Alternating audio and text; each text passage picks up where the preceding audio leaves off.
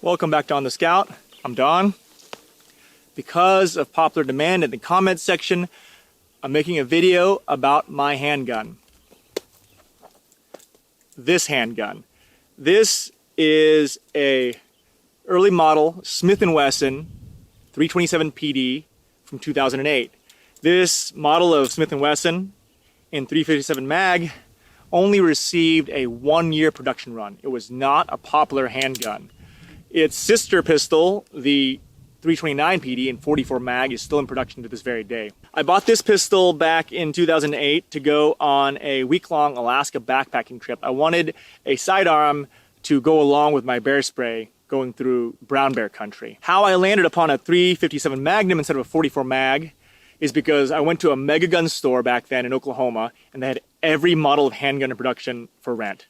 And I rented the 329, and I went through one box. Actually, I went through half a box of 44 mag, and that was all my hand could take. These scandium frame titanium cylinder pistols only weigh 24 ounces. And so imagine shooting a full power 44 mag as a, handgun shooter only used to shooting 9mm and 45 ACP. I had a bruised webbing of my hand, and at one point the recoil caused the cylinder release to jump back out of control and nick my finger so bad I had blood all over that rental pistol. So I returned that rental pistol and rented the 327PD, and I shot a box of 357 160 grains, and the recoil was higher than I was used to, but I could manage it.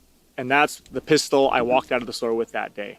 Fast forward 10 years, I started guiding hunts in the Rockies, and I needed a sidearm that could, again, assist bear spray and a rifle in keeping myself and my clients safe in grizzly country.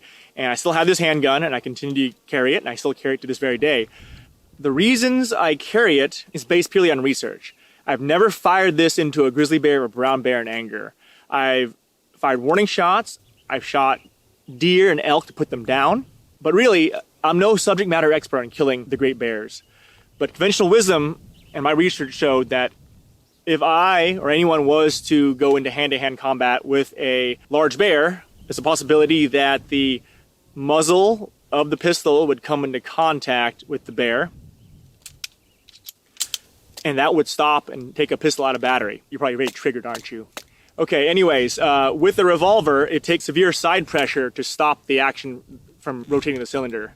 If I was to run into a soft primer strike in a life or death fight against a bear, all I would do is simply pull the large double action trigger, and it would work the entire action and cycle into the next round.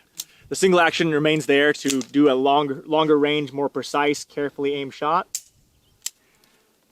So all around a big win. The grips here are upgraded. These are Nill Griffe from Germany. These are actually XXL size grips. So this is an end frame round butt, but this grip is even larger and extended even further to give my very large hands better purchase and recoil control for this heavy recoiling lightweight pistol. So I get really good grip on this German grip, really great grip here. We also notice it's missing the airweight logo. So this is a big part of the early production run where they had a misprint and didn't actually laser engrave the nice Atom logo for scandium on the side of the pistol. Still has the Smith & Wesson laser engraving, still has the 357 Magnum engraving.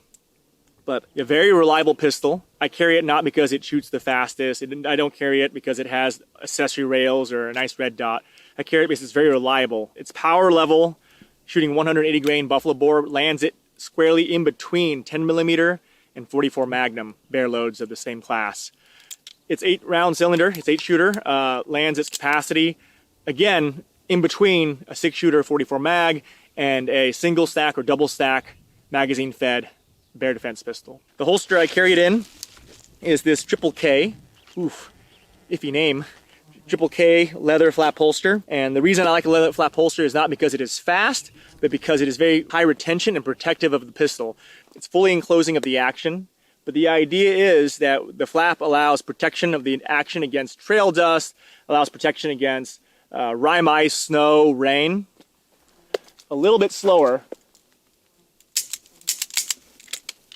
but I'm not going for speed, I'm going for longevity. It's meant to last decades. Everything is for the endurance of it. I intend to guide for decades. I intend to carry this handgun for decades. Everything's meant to keep everything running the entire season and longer. So let's go over there and let's shoot this pistol as practice and keep discussing it. So I'm starting with a warm-up round of shooting 10 yards. This is an 8-inch plate. This is a target larger than the T-zone, than the brain zone of a grizzly bear, but hey, you know what? I'm training for something that might never happen, but it's a close enough simulation. There's a target out there. Let's put some 38 specials on it to get warmed up.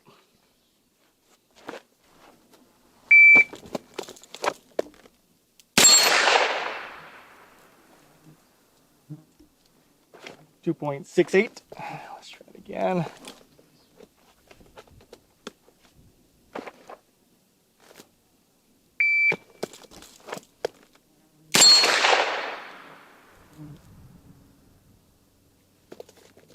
.56.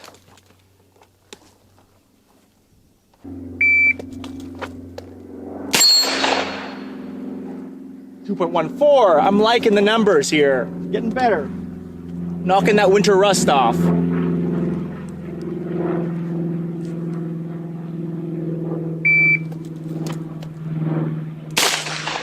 Yes, 2.53.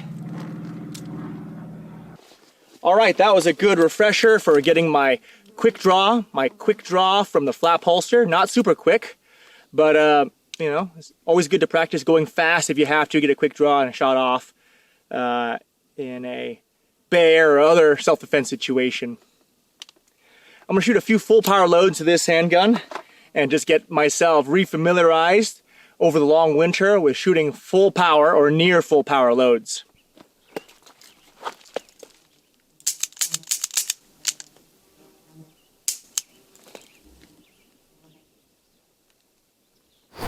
Got 158 grain jacketed hollow points here. The one lovely thing about a revolver is just loading loose rounds. It's no need for mags. The reload is slow, but I'm not carrying a wheel gun because I need to get into a gunfight with people that shoot back. I just like the purity of it, the simplicity of it. I don't often use it, but let's say that we are at 25 yards away from a animal I have to put down, or it's just in an accessible location, or I do have to make a self-defense shot from a little bit further.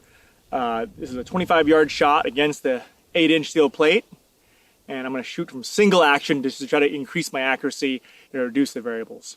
This is kind of bordering on the preemptive self-defense rather than reactive self-defense.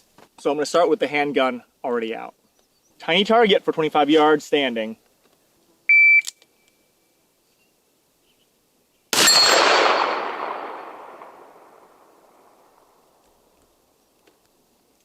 .25.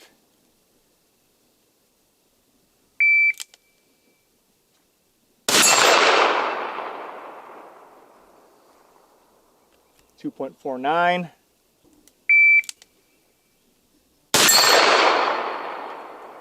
Remember to do a 6 o'clock hold at this range. 2 seconds, pretty good. At 50 yards from a 66% IPSC. This is a bit of a long shot. For a handgun, I'll be shooting from single action, and you can see the results on the scope camera.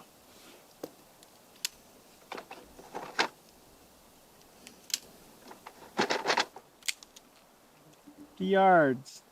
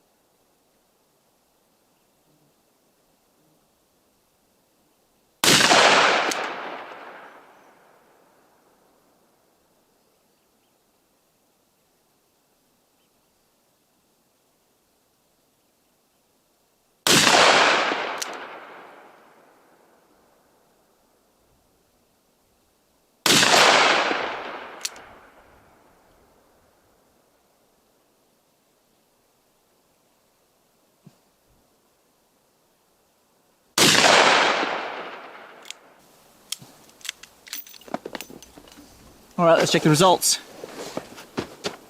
So from 50 yards, the first group was kind of half on the target, half off. Moved the rear iron sights 3 clicks to the right, kind of 3 inches-ish. And so it kind of moved a bit closer to center, kind of still on the shoulder. I'd say from sitting braced off the knees, probably 12 inches or maybe a bit less, a pistol shooter at 50 yards. Not the best, not the worst, but honestly, if I had to put an animal down or go hunting for a deer at 50 yards, I could probably do it. So not so bad for long-range shooting off single action. That's the overview of my preferred working sidearm as a guide, the 327PD in 357 Magnum.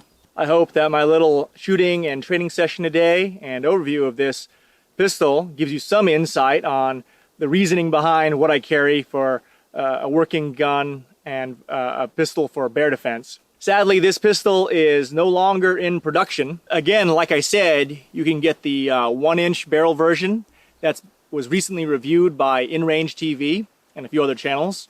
You can still get a mountain gun, which is the full stainless steel version of this pistol. It's a 7-shot, unfortunately. And that's a fairly lightweight, fairly effective 357 Magnum for carry in the woods. Thank you so much for the comments and pushing this video to the forward of the stack. Don't forget to like, subscribe, hit the bell. Please join me on Patreon to help supporting niche content such as this. This is Don on the Scout.